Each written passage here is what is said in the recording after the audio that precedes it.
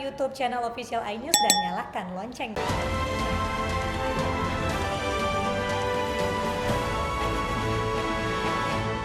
3 anggota polisi Polda Metro Jaya dalam kasus dugaan unlawful killing pada peristiwa kilometer 50 ditetapkan tersangka oleh Barreskrim Polri. Dalam jumpa pers beberapa saat lalu, Karopenmas Mabes Polri Brigjen Rusdi Hartono mengatakan penetapan tersangka berdasarkan gelar perkara atas kasus penembakan di Tol Cikampek kilometer 50 yang terjadi Desember lalu. Namun 1 orang anggota polisi meninggal dunia karena kecelakaan, sehingga tersisa 2 orang sebagai tersangka.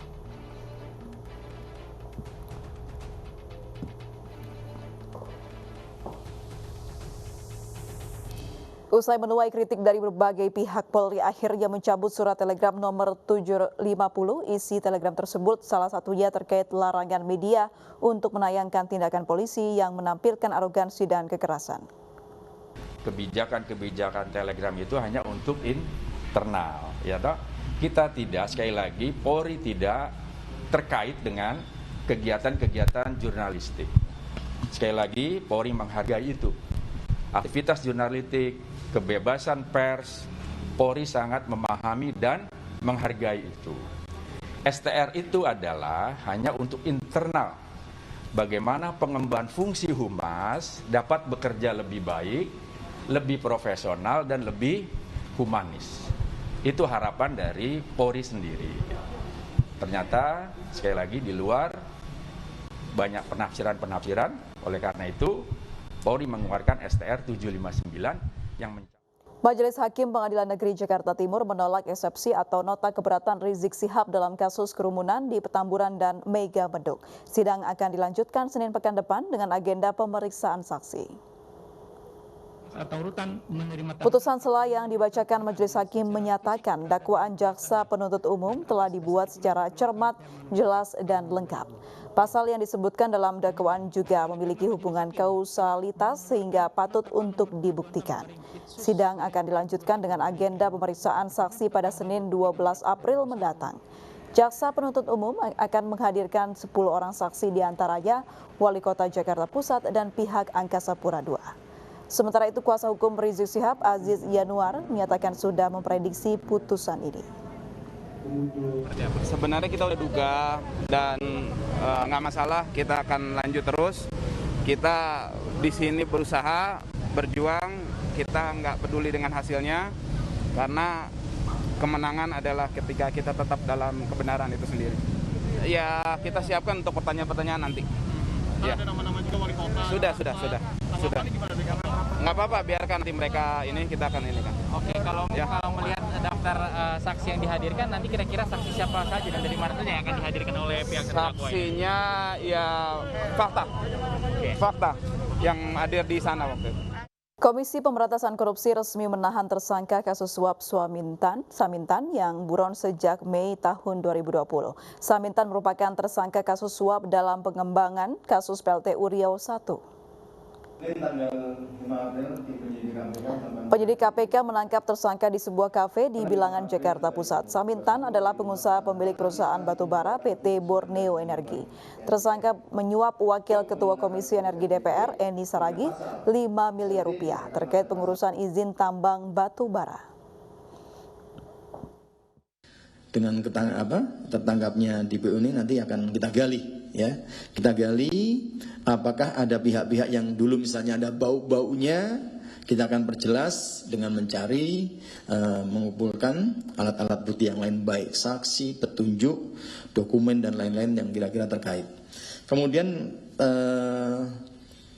berkaitan dengan pelarian yang bersangkutan, apakah ada pihak-pihak yang membantu, berarti dia menghalang-halangi penyidikan. Tentunya nanti akan Kita beralih ke informasi terkait COVID-19. Pemirsa, sebuah sekolah di Aceh Selatan melaksanakan belajar tatap muka dengan mengabaikan protokol kesehatan. Bukan hanya siswa, sejumlah guru juga tidak menggunakan masker saat kegiatan belajar mengajar.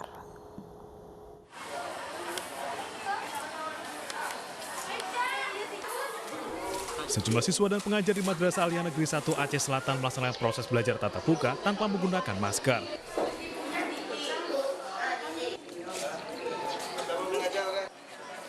Selain tidak mengenakan masker, para siswa juga berkerumun di luar ruangan maupun saat jam istirahat. Pihak sekolah maupun pemerintah daerah telah mewajibkan para siswa untuk menaati protokol kesehatan, bahkan sudah membagikan masker kepada siswa. Rencananya, pihak sekolah akan memberikan sanksi bagi para pelanggar. Pada kenyataannya, siswa kurang memperhatikan itu, walaupun sudah kita paksakan dan kita anjurkan setiap hari untuk membawa dan menggunakan masker. Memang ada beberapa persen yang menggunakan masker, sebagiannya tidak menggunakan masker dikarenakan mungkin prinsip mereka, ya ini kan nggak ada masalah lagi dengan COVID. Sementara itu, kasus COVID-19 di Aceh Selatan masih belum menurun. Menurut data terbaru, kasus positif sebanyak 245 orang dengan 22 orang dinyatakan meninggal dunia.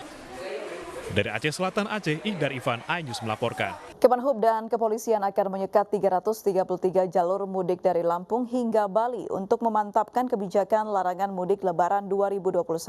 Persoalan yang terjadi pada mudik 2020 bisa menjadi pelajaran saat banyak pemudik melewati jalan-jalan tersembunyi untuk mengelabui petugas.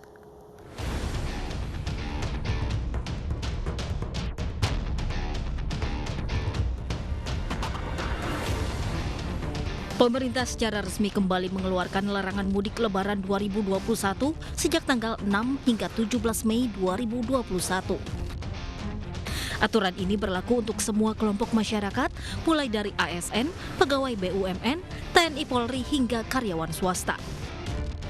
Sebagai tindak lanjutnya, Menteri Perhubungan Budi Karya Sumadi akan menerbitkan peraturan Menteri Perhubungan untuk melakukan pengendalian transportasi pada masa Idul Fitri tahun 2021.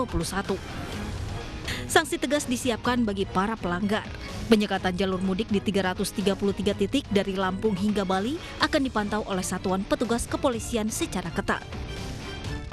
Kami bersama-sama akan melakukan koordinasi tentang bagaimana tindak lanjut dari sektor perhubungan agar ini di satu sisi kita melakukan law enforcement secara tegas, tetapi ada unsur-unsur humanis yang harus dipikirkan. Mengacu pada Undang-Undang Nomor 6 Tahun 2018 tentang kekarantinaan kesehatan, setidaknya ada 2 poin besar yang menjadi kisi-kisi aturan yang ditetapkan. Poin ini tercantum dalam pasal 93. Setiap orang yang tidak mematuhi dan atau menghalang-halangi penyelenggaraan kekarantinaan kesehatan dipidana penjara paling lama 1 tahun dan atau denda paling banyak 100 juta rupiah. Merujuk pada larangan mudik Lebaran 2020 silam, aturan ini juga disertai sanksi yang beragam. Kendaraan yang nekat mudik akan diputar balik petugas. Pada prakteknya pun tidak sedikit kendaraan yang ditindak petugas untuk putar balik. Persoalan yang terjadi pada mudik 2020 bisa menjadi pelajaran. Tak kalah banyak pemudik melewati jalan-jalan tikus untuk mengelabui petugas. Kakor Lantas Polri kembali menegaskan akan memantau jalur-jalur tersembunyi yang ada dari jalur Jakarta menuju Jawa Barat dan Jawa Tengah. Untuk yang tetap membandel, kita putar balikan, biarpun dia nanti nerobos jalan tikus. Dari Jakarta nerobos Jawa Barat ketahuan Jawa Tengah, putar balikan. Sementara itu, pengamat transportasi menduga masih akan banyak upaya pemudik yang membandel mudik. Ia meminta pemerintah mengevaluasi implementasi aturan larangan mudik tahun 2020.